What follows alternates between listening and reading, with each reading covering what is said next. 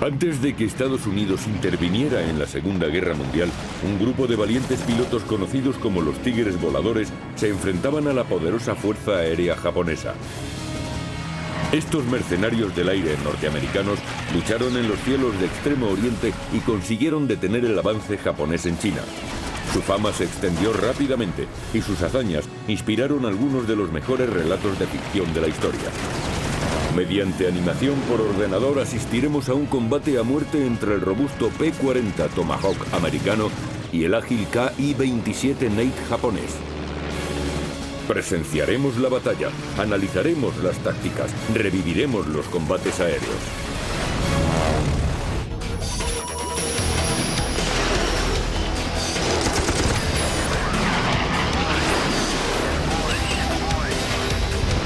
Combates aéreos.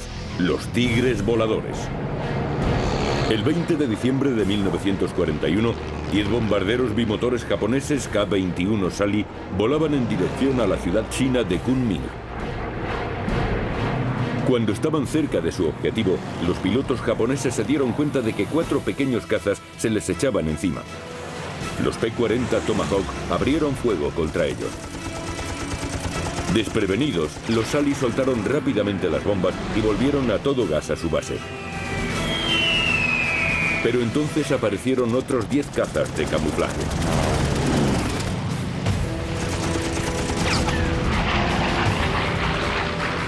Nunca habían visto nada parecido. Eran rápidos y sus pilotos tenían mucha experiencia. En sus alas llevaban la insignia nacional de la Fuerza Aérea China. Y en sus morros aparecían las fieras fauces de un tiburón. Eran los Tigres Voladores, que combatían por primera vez sobre los cielos del sureste asiático. Ametrallando a los bimotores, uno de los cazas casi se estrella contra uno de los Sally, pero en el último segundo pasó rozándole por debajo de él. El bombardero estalló en llamas y picó hacia tierra describiendo una espiral mortal.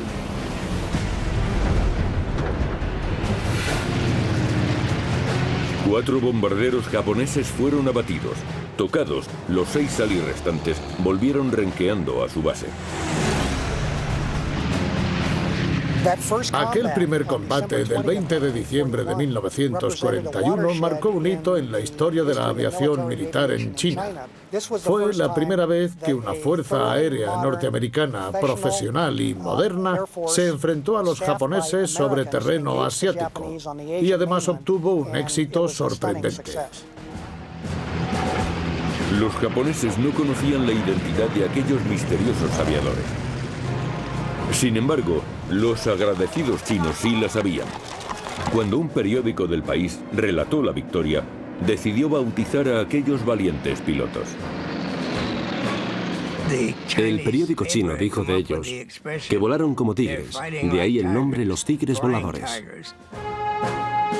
Los pilotos eran voluntarios norteamericanos que prestaban su servicio en la Fuerza Aérea China.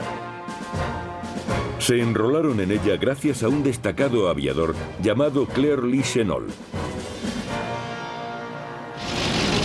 Durante los años 30, Chennault había sido oficial del Cuerpo Aéreo del Ejército norteamericano. Era toda una autoridad en tácticas de caza y tenía fama de ser un piloto intrépido con grandes dotes de mando. A los 40 años había sido jefe de un escuadrón de cazas y había recorrido la nación como líder del primer equipo acrobático del ejército. Su destreza le llevó a pilotar algunos de los mejores cazas e hizo que Chennault acabara enfrentándose con varios mandos del ejército. En 1937 se le pidió que dimitiera de su cargo y que se retirara. Al día siguiente de su dimisión, aceptó una oferta del gobierno chino. En 1937 se le pidió que fuera a China para evaluar sus fuerzas aéreas. Los japoneses habían iniciado una campaña de bombardeos de intimidación y la pequeña fuerza aérea china había sufrido las consecuencias.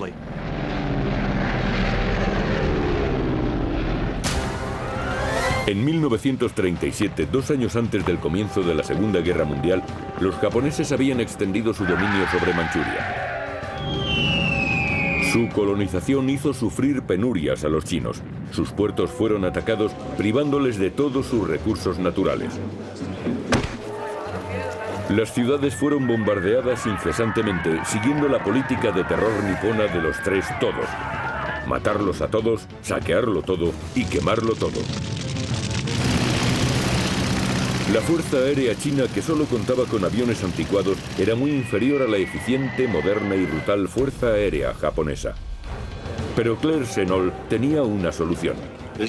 La Fuerza Aérea China había sido diezmada, y lo más importante entonces era que el país siguiera combatiendo. Y la única manera de conseguirlo era con la formación inmediata de una fuerza aérea. La única posibilidad que tenían de formar una fuerza aérea era reclutar a profesionales del ejército y de la marina. Así que cuando Chennault volvió a los Estados Unidos, explicó cuál era la situación. A principios de 1941, Estados Unidos aún no había entrado en guerra con Japón. Si los aviadores norteamericanos iban a combatir contra ellos, sería formando parte de la Fuerza Aérea China. Con el consentimiento secreto de su país, Chennault informó a los altos mandos del ejército de que los chinos deseaban contratar pilotos y mecánicos con experiencia. Se les permitió que renunciaran al ejército norteamericano para firmar un lucrativo contrato con el gobierno chino. Percibíamos un sueldo realmente bueno. El sueldo más bajo de un piloto era de $600 al mes. Eso era lo que cobraba un punto. El líder de vuelo solía cobrar $650 y el jefe de escuadrilla, que era el que más cobraba, $750. No se podía dejar pasar una oportunidad así. La noticia de un sueldo 3 veces superior al de un militar de aviación se extendió rápidamente. Al poco tiempo, Chennault ya contaba con 99 solicitudes de ávidos pilotos. Además, se contrataron unos 200 mecánicos, armeros, operadores de radio, administrativos e incluso un capellán. En julio de 1941, los aviadores ya estaban en Qidao, Burma, una base aérea prestada por los británicos. Dicha base estaba estratégicamente situada a 500 kilómetros de Lashio, la última parada de la carretera de Burma, la principal línea de suministro a China. La verdadera misión de los Tigres Voladores era defender la carretera de Burma. Una carretera que, como su nombre indica, unía Burma con la China del Sur. Era la principal línea de abastecimiento para las operaciones militares chinas contra los japoneses. En la base de Qidao tomaron posesión de su nuevo avión, el P-40, y adoptaron su nombre oficial, el Grupo de Voluntarios Norteamericanos, o AVG. Chennault dividió su unidad en 3 escuadrillas de caza. Cada una tenía su propia insignia, pero en el otoño de 1941, todas adquirieron la pintura que pronto haría famosos a los Tomahawk, las fauces del tiburón, que serían sinónimo de los tigres voladores. Estábamos hojeando una revista que había llegado de la India con fotos de unos P-40 australianos iguales a los nuestros. Llevaban una boca de tiburón pintada en el morro y como quedaba tan bien en el avión, decidimos adoptarla. En diciembre de 1941, los pilotos del AVG ya llevaban varios meses entrenándose en sus P-40, pero todavía tenían que demostrar su valía. Su oportunidad llegó unos días antes de Navidad. El 20 de diciembre interceptaron y destruyeron 4 bombarderos Sally de una formación de 10, antes de que atacaran Kunming.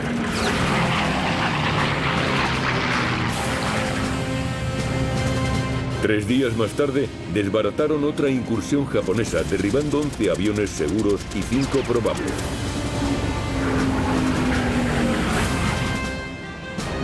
El 25 de diciembre derribaron nada menos que 24 aviones japoneses. Un buen regalo para el emperador Hirohito en el día de Navidad. Pero esas primeras misiones tenían el objeto de impedir el ataque de los bombarderos. Días después de Año Nuevo, fueron los Tigres Voladores los que salieron a combatir contra los japoneses. 3 de enero de 1942. David Tex Hill realiza su primera misión con los Tigres Voladores. Tex Hill había dejado la Marina para presentarse voluntario y estaba ansioso por entrar en acción. Él y otros 3 pilotos norteamericanos dirigen sus Tomahawks hacia la base japonesa de Rahin, Tailandia. El plan es llegar al alba y destruir los aviones enemigos en tierra. Jack Newkirk, que era el jefe de escuadrilla, llevaba a Bart Crispin como punto y Jim Howard dirigía la formación. Yo iba con Jim. Poco después de despegar, uno de los Tomahawk habla por radio. A Bart Crispin empezó a fallarle el motor y tuvo que regresar. Mientras Crispin regresa a la base, los otros 3 aviones prosiguen. Al alba se encuentran sobre el objetivo. Viran hacia la izquierda para alinearse con la pista y pican suavemente. Los aviones se alinean uno tras otro, separados a 300 metros. Vuelan en formación en cadena. Picaron metiendo gases para ametrallar a los aviones que estaban aparcados en tierra. Los 1.200 caballos de los motores Allison hacen picar a los aviones contra la base a 500 km/h. Primero, Jim Howard ametralla las instalaciones regándolas con sus proyectiles.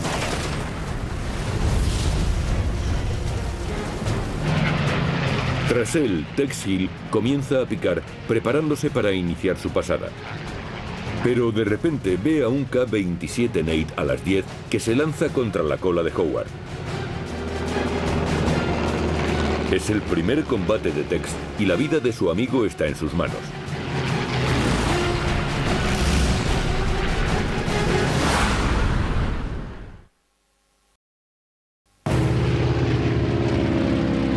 ...3 de enero de 1942. Los tigres voladores han pasado a la acción y están atacando la base japonesa de Rahen, Tailandia. El jefe de la patrulla de Tex Hill, Jim Howard, está siendo atacado por un Nate japonés. Jim Howard está aquí. El Nate se encuentra en su cola aquí.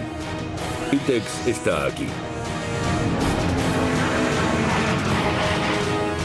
Mientras Jim Howard ametralla la base, el Nate abre fuego contra él.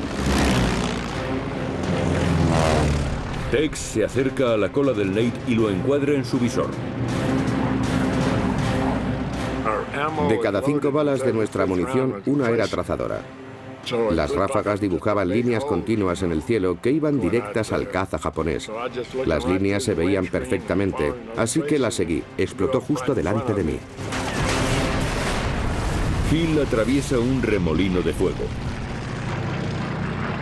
Al otro extremo de la pista encuentra intacto a Jim Howard, que acaba de ametrallar el lugar. Es la primera victoria de Tex, pero no hay tiempo para celebrarlo. Justo frente a él aparece otro Nate a las 12. De repente vi al otro japonés que iba a darme una pasada. Entonces me encaré a él, frente a frente. Es un momento crucial para Tex. Ahora tendrá ocasión de poner a prueba la robustez del P-40 frente al Nate japonés. El P-40 había sido construido por la Curtiss Aircraft Company en Buffalo, Nueva York. A Chennault le enviaron 100 unidades que originariamente estaban destinadas a la RAF británica. El P-40B era fuerte, alcanzaba los 610 km/h y estaba armado con 2 ametralladoras del 12,7 en el morro y 4 ametralladoras del 7,62 en las alas.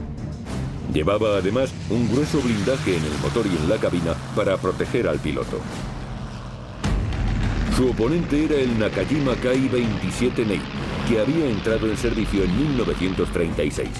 El Nate tenía un motor radial refrigerado y el tren de aterrizaje era fijo. Su velocidad máxima era de 490 km/h y estaba armado con una ametralladora de 12,7 milímetros y otra de 7,7 en el morro. El P-40 tenía más potencia de fuego y blindaje, pero era pesado y mucho menos maniobrable que el más ligero Nate japonés.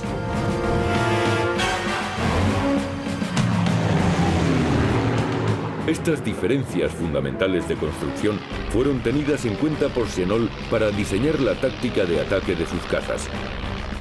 Su táctica de ataque solía ser volar a gran altura, picar a alta velocidad contra las formaciones japonesas, dispararles y subir de nuevo a gran altura. Luego repetían la maniobra. Chennault decía a sus pilotos que no combatieran maniobrando porque era una muerte segura. Cuando un Nate se pone frente a él, Tex Hill aplica esas tácticas. Sabe cómo tiene que combatir contra él. Lo que no debe hacer es combatir haciendo maniobras. Por el contrario, debe dar pasadas disparándole. Tex está aquí. El Nate aquí. Tex se dirige contra el Nate y le ataca de frente. Me lancé contra él. Y por supuesto le disparé frente a frente. Los aviones se dirigen el uno hacia el otro a más de 965 kilómetros por hora. El Nate alcanza al avión de Tex, pero su blindaje le protege. El Nate, con blindaje más ligero, no pudo resistir los disparos y cayó en barrena. El Nate cae a la jungla dando vueltas. El combate ha terminado. No tenía ni idea de dónde estaban Howard y Newkirk, y me dirigí a la base tratando de salir de aquel lugar. De repente, Tex sintió unas fuertes sacudidas. Su avión vibraba de una manera muy extraña. Los instrumentos parecían saltar del tablero. Probablemente pensó que no llegaría a la base. Finalmente llegó a la base de Mingladon, donde Howard y Newkirk ya habían aterrizado con seguridad. Después de aterrizar, echó una ojeada a su avión. Me habían hecho 33 agujeros en el avión. Además, la hélice tenía varios proyectiles incrustados, y eso había hecho que el avión perdiera el equilibrio. Estando en el aire pensé que me iba a quedar sin motor. La primera misión ofensiva de los Tigres voladores contra los japoneses había sido un éxito. 4 cazas destruidos en el aire y 4 bombarderos en tierra.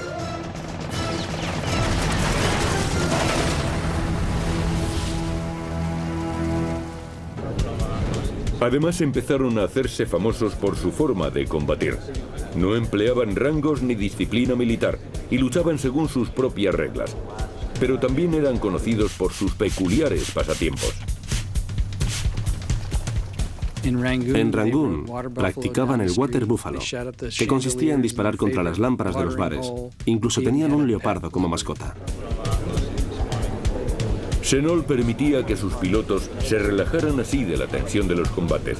Sin embargo, en el aire exigía una disciplina total. Creo que fue un líder excelente.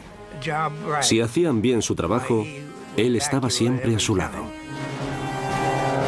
Durante los 6 meses de combate, este grupo de mercenarios norteamericanos derribó casi 130 aviones japoneses. 11 de ellos cayeron bajo las ametralladoras del Tomahawk de Tex Hill.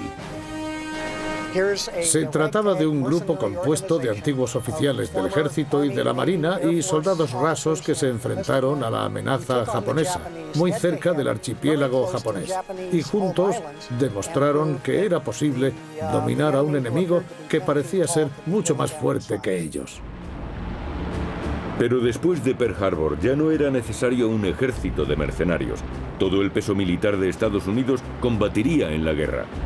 A pesar de su legendario historial de combate, se tomó la decisión de que el contrato entre el grupo de voluntarios norteamericanos y el gobierno chino terminara el 4 de julio de 1942. No obstante, los Tigres voladores seguirían en activo. Así, el ejército creó la China Air Task Force, que debía encargarse de la guerra aérea en el Extremo Oriente. Los hombres de la AVG pasaron a componer el 23º grupo de caza de la China Air Task Force, liderada por un singular jefe de zona, Joseph Vinegar Joe Stilwell. La transición de la AVG a la China Air Task Force fue algo complicada. Los pilotos fueron presionados para que se incorporaran a ella, y eso creó muy mal ambiente. Stilwell encargó al general Clayton Bissell que hablara con los Tigres voladores. No podían haber elegido a nadie peor. Stilwell reunió a los tigres voladores en un auditorio y les dijo: queremos que sigáis. Si no queréis, podéis iros a casa. Pero en cuanto pongáis un pie en los Estados Unidos, os estarán esperando para alistaros en el ejército como reclutas de infantería. A los pilotos no les sentó bien la intimidación de Stilwell y amenazaron con marcharse. Chennault, por su parte, había sido readmitido en el ejército y ascendido a general. Él era el único que podía arreglar la situación para que perdurara el espíritu de combate de los tigres voladores. Para ello llamó a Tex Hill a su despacho. Chennault le dijo que Bissell era el responsable del mal ambiente creado y añadió: Tex, si tú te vas, no sé lo que voy a hacer. Y Tex le contestó: general, me quedaré todo el tiempo que me necesite. Chennault se sintió aliviado y le pidió que convenciera a algunos hombres más, pues le necesitaban porque eran veteranos. Al final, 26 de los 90 pilotos y 57 de los 190 hombres del personal de tierra de la AVG ampliaron su contrato 2 semanas más, tiempo suficiente para entrenar a los recién llegados. Además, Tex y Chennault consiguieron que 5 pilotos de los tigres voladores se quedaran para combatir. El 29 de julio de 1942, los nuevos tigres voladores entraban en acción. Pero los japoneses tenían previsto demoler el nuevo grupo. Durante varias noches seguidas, oleadas de bombarderos castigaron sin descanso la base de Hengyang.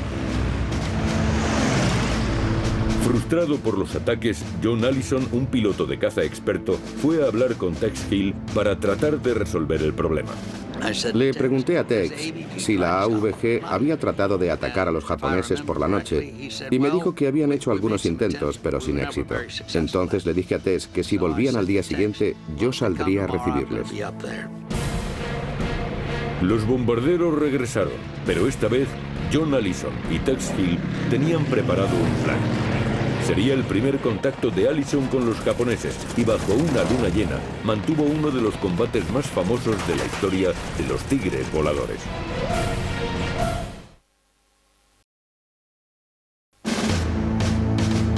...29 de julio de 1942...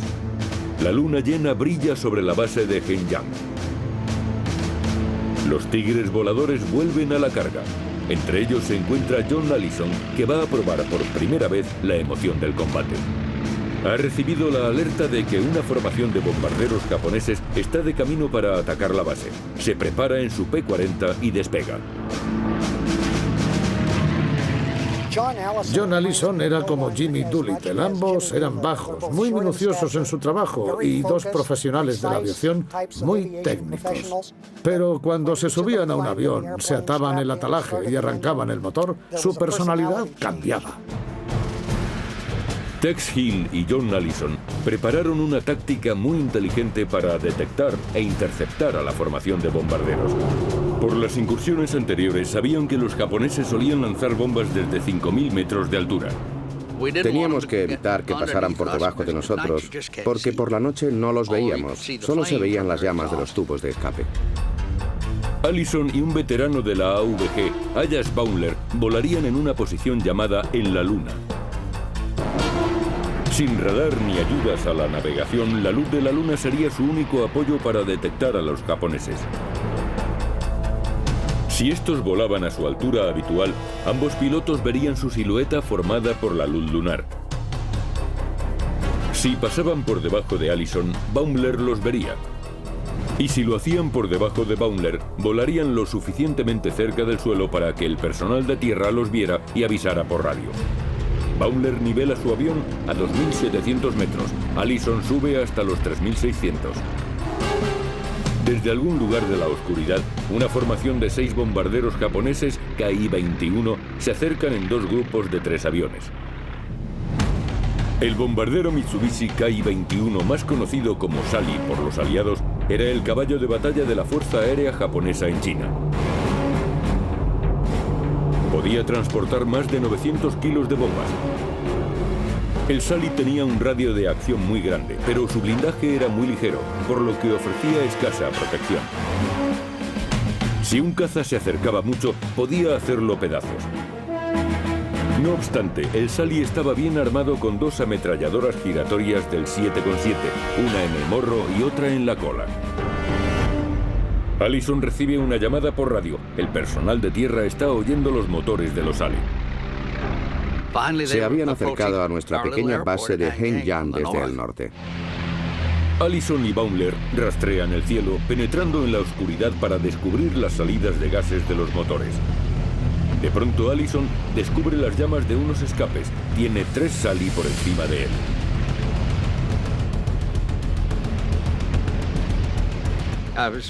Estaba a 1000 metros por debajo de ellos. Inmediatamente metí los gases a fondo y empecé a subir pensando, voy a hacer que veáis auténticos fuegos artificiales. Allison se centra en uno de los 3 aviones, pero no calcula bien la velocidad de aproximación. Mi avión trepaba muy rápido y era mucho más veloz que los bombarderos. Había dado la vuelta para seguirlos y de repente me encontré en medio de la formación. Inmediatamente un chorro de trazadoras rodea el P-40 de Allison. Empezaron a dispararme y mi radio se quedó en silencio. La habían alcanzado. Antes de que pudiera responder a su fuego, ya me habían metido una bala en el asiento y otra en el paracaídas. Su motor ha sido alcanzado mientras vuela en medio de una nube de proyectiles. Allison debe darse prisa. Para situarse detrás de los bombarderos, tiene que virar ceñido hacia la izquierda y reducir la velocidad. Aquella operación hace que su avión resbale a un lado y disminuya fuertemente la velocidad. Su maniobra funciona a la perfección. Creo que estaba a unos 60 metros o menos por detrás de ellos. Lancé mi primera ráfaga apuntando justo al fuselaje. Estoy seguro de que maté a toda la tripulación. El ataque a bocajarro reduce el avión a pedazos. El maltrecho Sally se encabrita y suelta aceite que salpica al parabrisas de Allison. Allison ha derribado un Sally, pero aún quedan 2 más. El punto derecho de la formación es el blanco más cercano, pero su artillero de cola tiene a Allison en el punto de mira. Allison vira a la derecha y se coloca a las 6 del bombardero, al tiempo que recibe una granizada de trazadoras. El que me disparaba desde la derecha estaba causando muchos daños en mi avión, pero le acerté con una ráfaga y el avión explotó.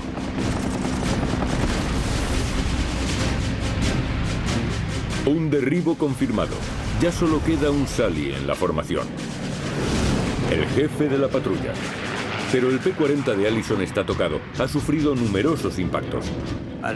No me había dado cuenta de lo graves que eran mis daños, pero tenía un agujero de 13 centímetros en el cárter e iba perdiendo aceite.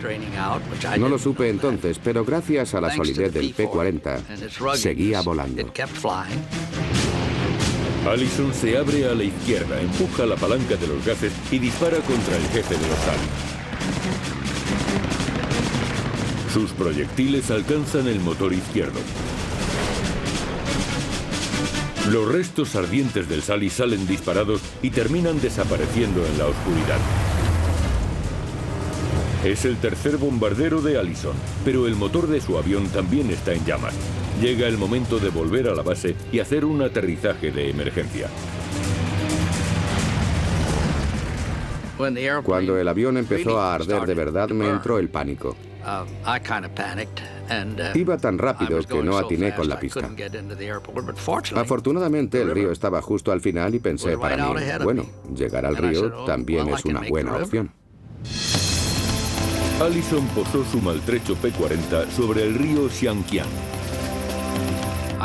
Salté del avión, nadé hacia una balsa de troncos y un joven chino corrió hacia mí y me sacó del agua. Con el poco chino que sabía grité como pude, ¡soy americano! ¡Soy americano! 4 de los 6 aviones japoneses que fueron a bombardear la base cayeron derribados. Pero aquellos 6 bombarderos eran solo la primera oleada. Horas más tarde, a la luz del día, los japoneses enviaron una formación bastante mayor para eliminar a los americanos de una vez por todas. Pero esta vez llevaban escolta, una formación de modernos cazas más potentes que el Nate. No obstante, estos también iban a conocer la fiereza de los tigres voladores.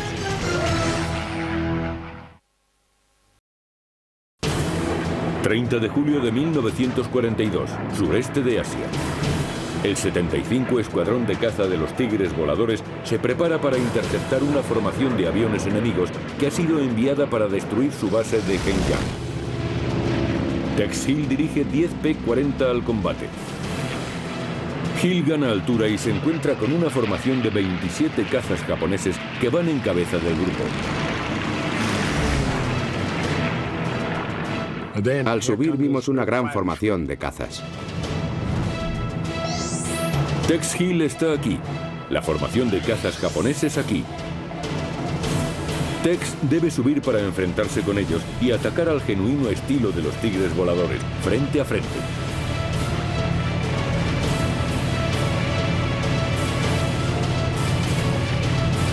Pero no son los Nate de siempre, sino cazas nuevos de un tipo más avanzado.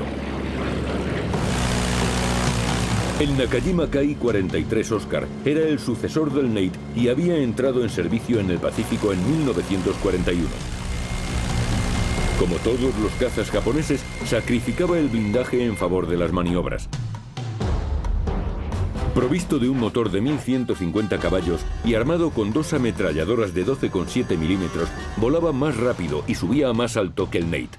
Además, era pilotado por miembros expertos del ejército japonés. Durante los años 30, los japoneses desarrollaron la rama aérea de su ejército. Sus pilotos eran considerados guerreros del emperador y tenían una gran maestría. El entrenamiento militar japonés estaba absolutamente orientado hacia la misión. Se decía que todos los guerreros le debían la vida al emperador, al que ellos consideraban su verdadero dios. Por eso, no solo estaban dispuestos a morir por él en la misión, sino que entendían que sacrificar su vida por el emperador era un gran honor. Aquellos pilotos estaban muy bien entrenados. Cualquier cosa que hicieran los japoneses, cualquier orden que se les diera, la ejecutaban a la perfección. Los Oscar han visto a los P-40 y se preparan para el enfrentamiento. Tex mete gases y dirige su grupo de P-40 directamente hacia los cazas japoneses. Tex utiliza las mismas tácticas que han hecho famosos a los tigres voladores. Uno de los Oscars se adelanta del resto y se enfrenta cara a cara con Tex. Nos vimos las caras frente a frente. Yo volaba a unos 400 kilómetros por hora y él a unos 320, eso es ir muy rápido. Pero si me empeñaba en hacer algo, lo hacía a pesar de que nos acercábamos a gran velocidad y corríamos el riesgo de estrellarnos. Tex y el Oscar abren fuego al mismo tiempo. El P-40 tiembla al recibir los impactos del caza nipón. Tex los ignora y sigue acercándose.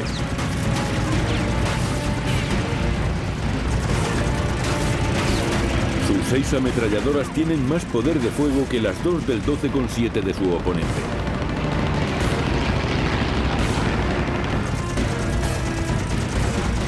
Le alcancé y comenzó a soltar humo. Inmediatamente empezó a dejar una tenue estela de humo. Entonces supimos que estaba tocado y probablemente de forma fatal. El Oscar era un avión avanzado, pero tenía el mismo punto débil que los demás cazas japoneses. No tenía blindaje.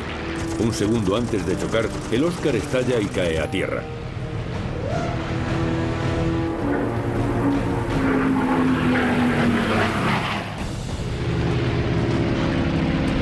Tex va ahora en busca de los otros 15 cazas enemigos. El ataque japonés ha fallado y la base de los tigres voladores se ha salvado. El fracaso japonés se ha debido a las bien concebidas tácticas de Shennong. Evitar combatir maniobrando y utilizar la velocidad, potencia y armamento superiores del P-40. Las tácticas que resultaron contra el Nate también son efectivas contra el Oscar. La China Air Task Force ha pasado a la ofensiva y elige objetivos militares e industriales japoneses en el sureste de Asia. 12 de agosto de 1942. Bombarderos pesados B-24 con escolta de los Tigres voladores atacan el centro naval de Haiphong y destruyen barcos, pistas y depósitos de suministros esenciales. En octubre, los P-40 atacan las líneas de abastecimiento japonesas y los convoyes de aprovisionamiento de Burma. El 27 de noviembre, la mayor fuerza aérea de la China Air Task Force ataca la ciudad portuaria de Cantón, en el delta del Río de la Perla. Pero el 19 de marzo de 1943, la eficiente Fuerza Aérea Norteamericana es sustituida por una nueva organización, la 14ª Fuerza Aérea. Claire Chennault está al mando de ella. Evidentemente, los recién llegados quisieron adoptar también el nombre de los Tigres voladores. Después de todo, Chennault era su comandante. John Allison dirigió varias de las incursiones más exitosas de la guerra, pero su misión en Asia estaba a punto de acabar e iba a ser destinado al Teatro Europeo de Operaciones. Sin embargo, en su último día en China, Allison iba a verse involucrado en el combate aéreo más peligroso de toda su carrera.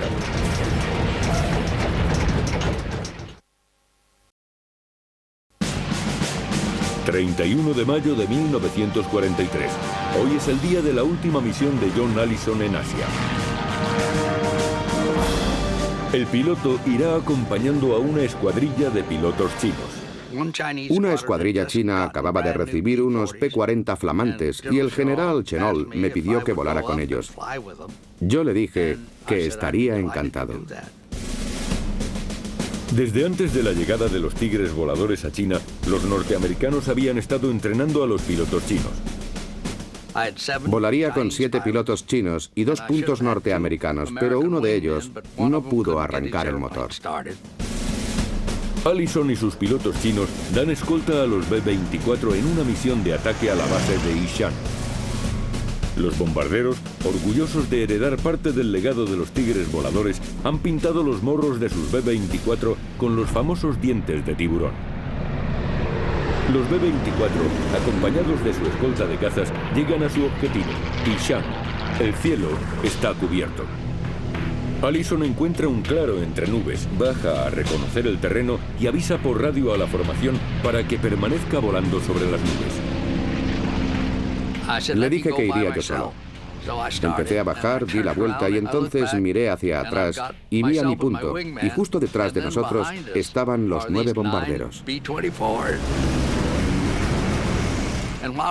Y mientras mi compañero y yo ideábamos una estrategia, vimos cómo entre las nubes aparecían unos puntos negros que se dirigían directamente hacia nosotros. De pronto, 20 Oscar japoneses surgieron de entre las nubes directos a los B-24. Allison está aquí. Los Oscar enemigos trepan hacia los B-24 aquí. Allison trata de hallar el modo de enfrentarse a ellos y alejarlos de la formación de bombarderos. Tiene que actuar rápidamente. Los más ligeros y ágiles cazas japoneses se acercan muy deprisa a los B-24. Allison tira de la palanca hacia atrás y se dirige a ellos en un viraje ascendente. Y de pronto me vi subiendo con todos aquellos cazas japoneses. Se dirige a un blanco fácil, un Oscar que está justo frente a él.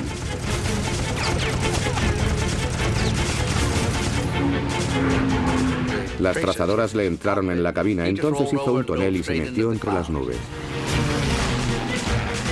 Ya hay un Oscar menos, pero aún así siguen atacando otros 19. Maniobrando entre la formación enemiga de cazas, consigue situar otro Oscar en su visor.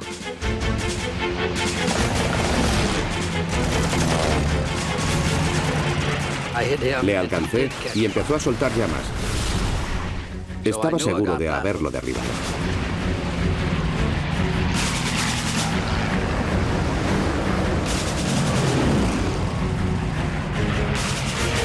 Allison inicia un fuerte ascenso. 3 Oscar están atacando a un B-24. Antes de llegar al vulnerable bombardero, ve otro caza enemigo a las 3. Allison toma una rápida decisión. Allison está aquí. Los bombarderos aquí. El Oscar a sus 3 aquí. Se me ocurrió que si subía con mi avión al borde de la pérdida y comenzaba a disparar contra los 3 cazas, los distraería de su ataque al bombardero. Es una maniobra valiente. Allison trepa verticalmente hacia los Oscar y abre fuego contra ellos con la esperanza de impedir que ataquen. Pero en la subida pierde velocidad. Si entrara en pérdida, se convertiría en una presa fácil para los Oscar. Allison lleva la palanca hacia el pecho. La velocidad desciende. Aprieta el disparador. Su P-40 empieza a temblar al acercarse a la pérdida y los Oscars abren fuego contra él. De repente me di cuenta de que había perdido el timón. Un avión había venido por debajo de mí, había alcanzado la bisagra del timón y ésta se había desprendido. Pero en vez de caerse, el timón seguía unido al avión por un cable y este empezó a vibrar con fuerza. Sin timón, Allison no podía maniobrar bien su avión. Lo único que podía hacer era mantenerse en vuelo y a nivel.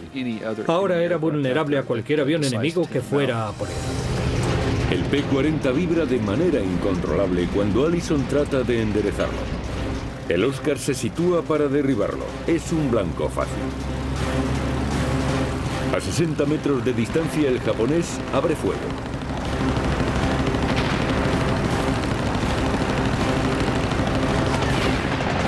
Varios trozos del avión de Allison saltan por los aires. El robusto P-40 absorbe los impactos, pero no podrá mantenerse en el aire mucho más tiempo. Pensé que si no me ayudaba alguien y pronto, estaría acabado. Casi sin darme cuenta me vi de pronto totalmente envuelto en una lluvia de trazadoras. Un caza chino había acudido al rescate de Allison. Se encontraba detrás del Oscar disparando sin parar. Eran trazadoras del 12,7.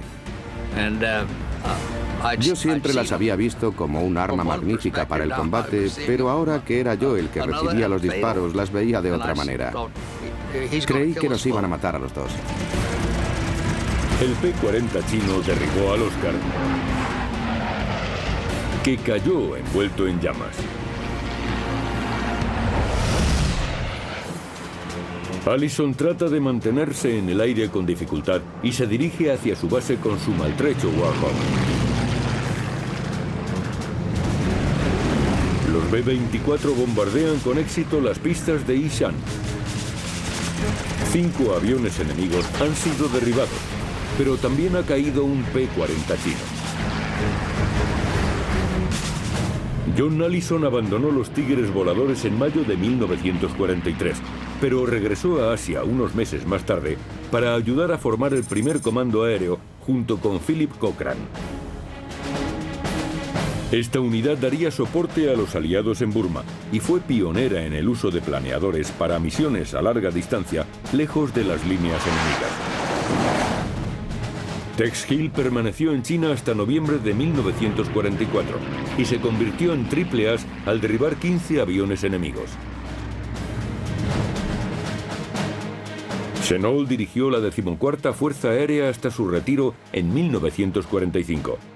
Permaneció en el extremo oriente después de la Segunda Guerra Mundial, asistiendo a Chiang Kai-shek en su campaña contra los chinos comunistas a finales de los años 40. Los Tigres voladores del 23º Grupo de Caza se convirtieron en uno de los grupos que más aviones derribaron durante la guerra.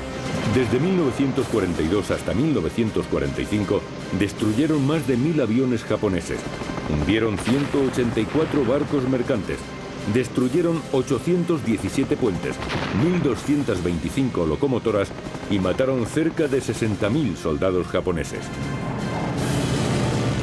Su arrojo y destreza dieron vida a la leyenda de los Tigres voladores. Sus éxitos pasaron a la historia. Las bocas de tiburón de los P-40 desafiaron a las fuerzas de la tiranía con fiereza increíble.